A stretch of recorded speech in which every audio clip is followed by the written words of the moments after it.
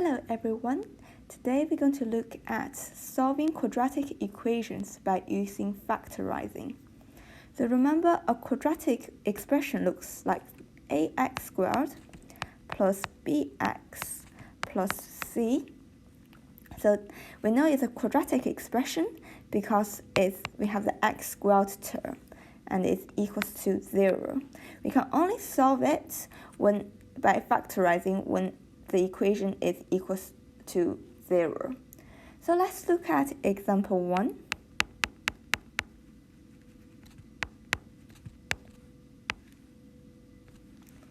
I have x squared minus 100 equals 0. So step 1, you need to factorize.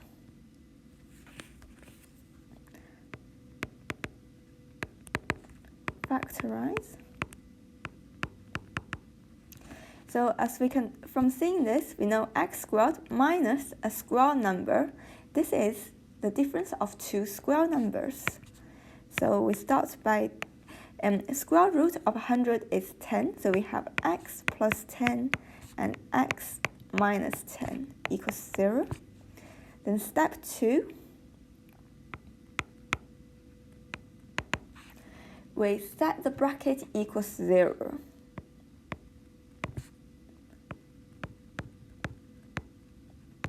Equals to 0.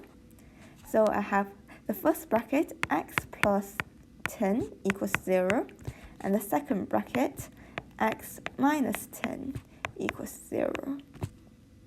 Then step 3, solve the two equations and find x. And the key to remember, when it's quadratic equations, we have two solutions. So in the first case, I have x equals minus 10 or x equals 10. So I have two solutions, so x equals 10 or x equals minus 10. Let's look at another example. Example 2.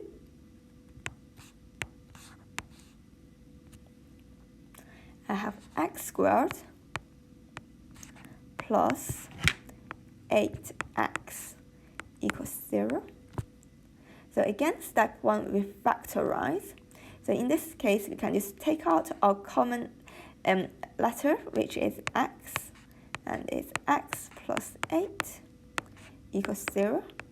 Then step 2, set the bracket. So remember, set the brackets equals 0. So remember that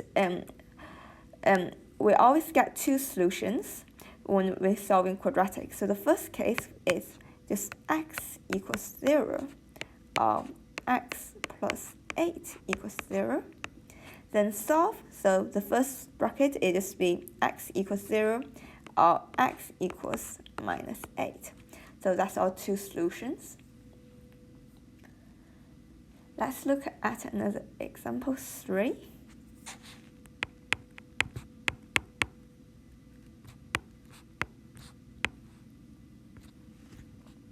So I have x squared plus 3x plus 2 equals 0. So again, step 1, we factorize. And this is the case, our a is equals to 1. So we have our two brackets with x as the first term in each bracket. Then our c term is 2. So two numbers multiplied give you 2 is 1 and 2. And do they add together to give you the b term? Yes, they do. So my answer is x plus 1 and x plus 2.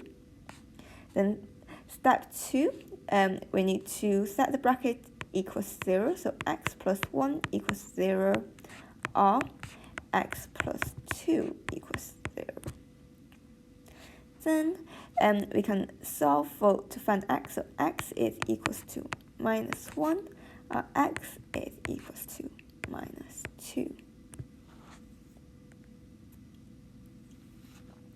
So one more example. So example 4.